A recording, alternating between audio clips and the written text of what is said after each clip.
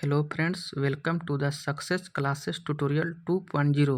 Friend, आज हम मध्यकालीन भारतीय इतिहास के लेक्चर नंबर 3 यानी हम दिल्ली सल्तनत के गुलाम वंश के बारे में पढ़ेंगे।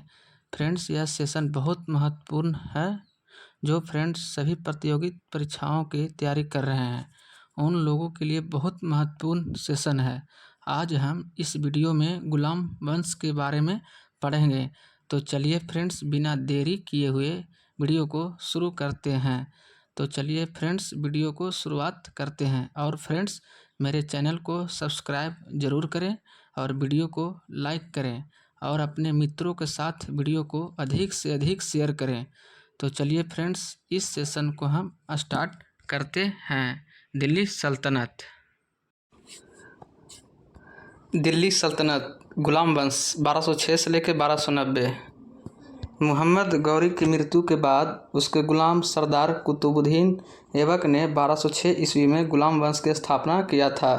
यानी मोहम्मद गौरी की मृत्यु के बाद उसके गुलाम सरदार कुतुबुद्दीन ऐबक ने 1206 ईस्वी में गुलाम वंश की स्थापना किया था।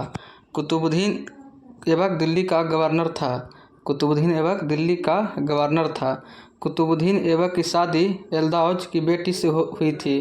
कुतुबुद्दीन ऐबक का राज्याभिषेक 24 जून 1206 ईस्वी में लाहौर में हुआ था। कुतुबुद्दीन ऐबक का राज्याभिषेक 24 जून 1206 ईस्वी में लाहौर में हुआ था।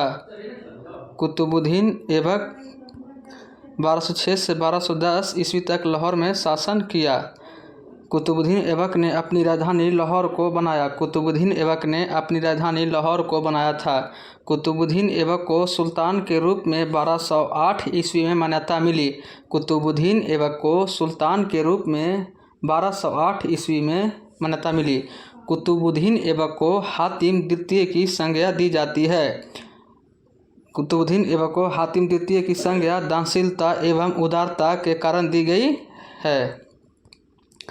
लाख बख्श, लाखों में दान करने वाले के नाम से कुतुबुद्दीन ऐबक को जाना जाता है।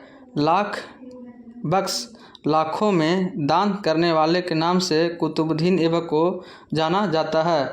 दिल्ली में कुव्वत उल इस्लाम मस्जिद और अजमेर में 2.5 दिन का झोपड़ा कुतुबुद्दीन ऐबक ने बनवाया। कुतुब मीनार की नींव कुतुबुद्दीन ऐबक ने डाली। कुतुब मीनार का नींव किसने डाली थी? तो कुतुबुद्दीन ऐबक ने डाली थी। कुतुब मीनार कुतुबुद्दीन ऐबक ने शेख ख्वाजा कुतुबुद्दीन बख्तियार काकी के याद में बनवाया था। कुतुबुद्दीन ऐबक के समय में कुतुब मीनार की केवल पहली मंजिल बन सकी। इल्तुतमिश ने इसे 225 फीट ऊंची 4 मंजिला बना दिया। फिरोज तुगलक के समय बिजली गिरने के कारण इसकी चौथी मंजिल नष्ट हो गई, जिसके कारण फिरोज ने इसमें 2 छोटी मंजिल बनवा दी, जिससे 5 मंजिल हो गई।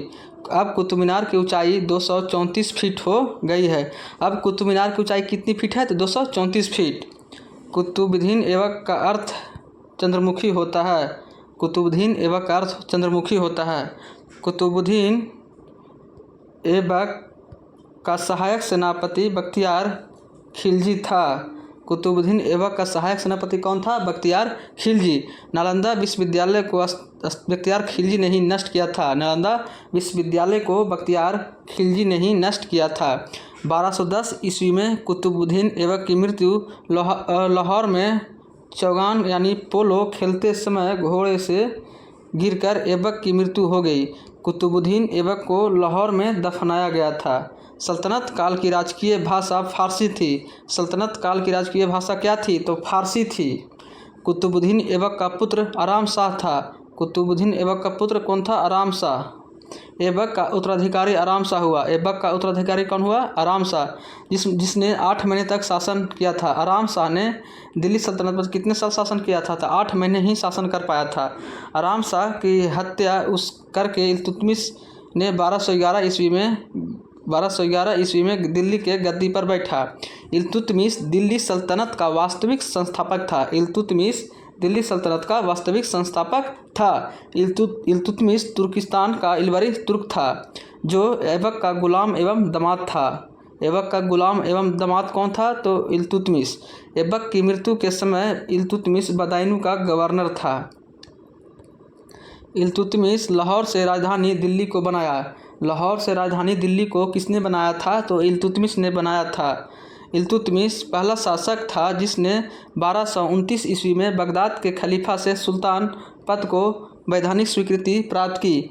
40 दल का गठन इल्तुतमिश ने किया। 40 दल का गठन इल्तुतमिश ने किया। 40 दल को तुर्कान चिहलगानी भी कहा जाता है। 40 दल को क्या कहा जाता था? तुर्कान चिहलगानी कहा जाता था। 40 दल 40 विश्वासी गुलाम सरदारों का गुट था। सर्वप्रथम शुद्ध अरबी सिक्का इल्तुतमिश ने चलवाया था। सर्वप्रथम शुद्ध अरबी सिक्का इल्तुतमिश ने चलवाया था। इल्तुतमिश ने 2 महत्वपूर्ण सिक्के चांदी का टका, तांबे का जितल का प्रारंभ किया।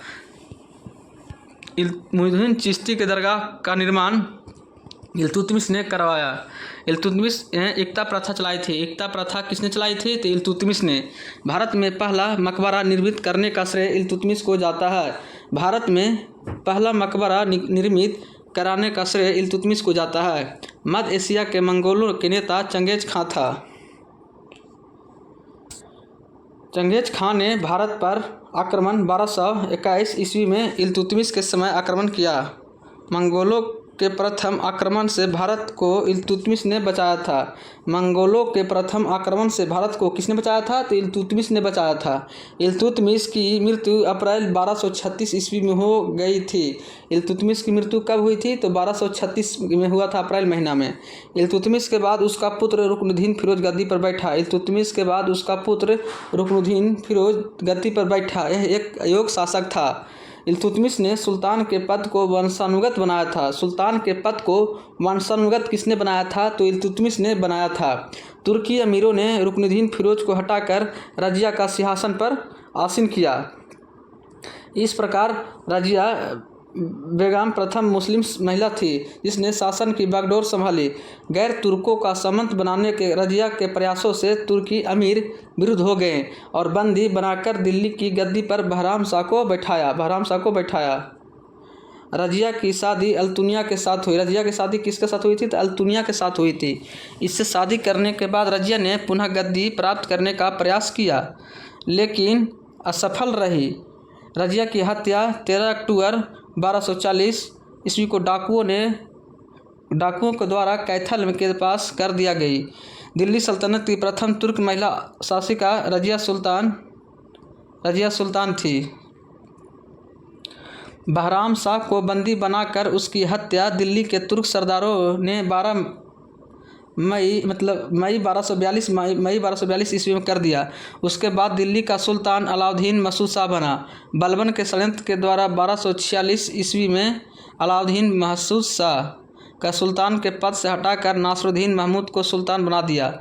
नासरुद्दीन महमूद ऐसा सुल्तान था जो टोपी सीकर अपना जीवन यापन करता था। बलबन ने अपना पुत्री का विवाह नासरुद्दीन महमूद के साथ किया। मिन्हाजुद्दीन सिराज ने अपनी तबकात नासरुद्दीन को समर्पित की। बलबन का वास्तविक नाम बहाउद्दीन था। बलबन का वास्तविक नाम क्या था? तो बहाउद्दीन था। बलबन एक इलवरी जाति का था। वह इल्तुतमिश का गुलाम था। बलबन इल्तुतमिश का गुलाम था और इल्तुतमिश कुतुबुद्दीन ऐबक का गुलाम था और कुतुबुद्दीन ऐबक मोहम्मद गौरी का गुलाम था। इल्तुतमिश द्वारा स्थापित तुर्कान चिहलगानी दल को बलबन ने समाप्त किया।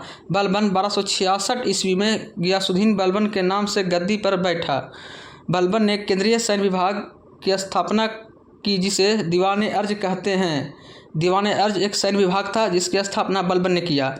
बलबन ने कहा कि राजा धरती पर ईश्वर की प्रतिनिधि होता है। बलबन ने अपने दरबार को ईरानी परंपरा के आधार पर सजाया था। तो किसने अपने दरबार को ईरानी परंपरा के अनुसार सजाया था? तो बलबन ने। बलबन कुरान के नियमों को शासन का आधार बनाया। बलबन सिक्कों पर खलीफा का नाम अंकित कराया तथा उसके नाम पर खुतबे पढ़े। बलबन सुल्तान बनने के बाद शराब एवं भोग विलास त्याग दिया। बलबन मंगोलों के आक्रमण से दिल्ली की रक्षा करने में सफल रहा। सीरी नामक नया नगर बलबन ने बसाया। राज दरबार में सीधा एवं पाबोस प्रथा की शुरुआत बलबन ने की थी। बलबन ने फारसी रीति रिवाज पर आधारित नवरोज उत्सव का प्रारंभ करवाया।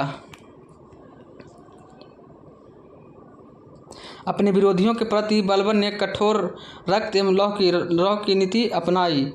बलबन ने खुद को अफरासियाब का वंशज बताया। बलबन के शासन की सफलता का मुख्य श्रेय उसका गुप्तचर विभाग था।